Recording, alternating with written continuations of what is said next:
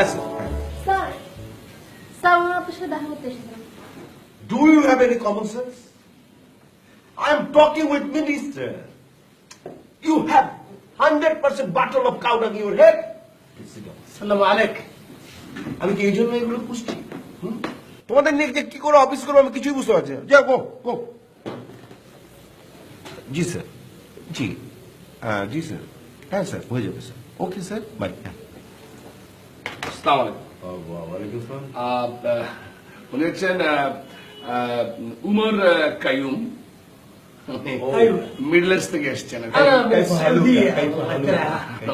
উনি ওনার পিএস, ওনার নাম হচ্ছে আব্দুল সালাম, আর আমি ওনাদের দুহাসি।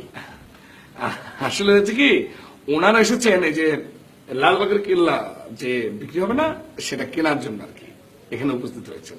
মিডল ইস্ট থেকে এসছেন। يا رجل يا سيد ابويا والله انا ابغى اشتري هذا اللباق. মানে উনি এটা কিনতে চান। তাই নাকি সালাগুলোকে আমি কি কথা বলবো তুই চালিয়ে যা না উনি যেটা বলতে যাচ্ছেন, এখানে অনেক লোক আসছে, উনি আসলে কথা দিতে পারছে না। মানে নিলামের জন্য অনেক লোক টাকাও জমা দিয়ে গেছে। يا اخي تكلم بالعربي يا سيد ابويا. واخلام انا ما عايز اتكلم في ناس كتريزي هنا اشتري للباك ناس دفع فلوس ليش للباك. طيب يا سيد ابويا مالك انت مشكل تسوي هذا؟ انا ابغى اشتري، انا ادفع الفلوس، الذي تبغى الفلوس والله انا دافع. দোস্ত মাল মনে হয় আবার গিয়েছে আর কি, বুঝছো? এখন যদি ওনাকে আমরা বলি মানে কত টাকা নিলাম, কি বলবো? কত বলবো রে 50 কোটি বলদের মতো কথা বলছিলাম, বলদ কথা। নিলামের জন্য যদি 50 কোটি চাই তাহলে মাল কিন্তু খাইবে না। 5 কোটি নামায় আন, জিরোটা বাদ দিয়ে দে। তুই যেটা ভালো মনে করিস কর, মানে তোর কলজাটা ছোট।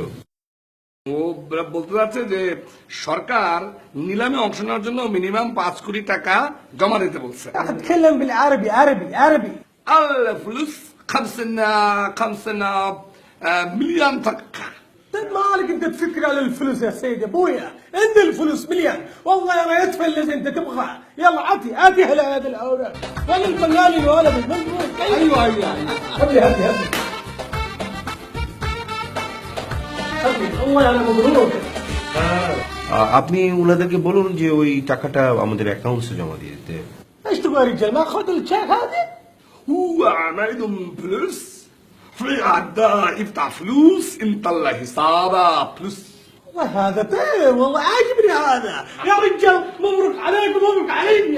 وانا اشتري هذا يا احمد. ايوه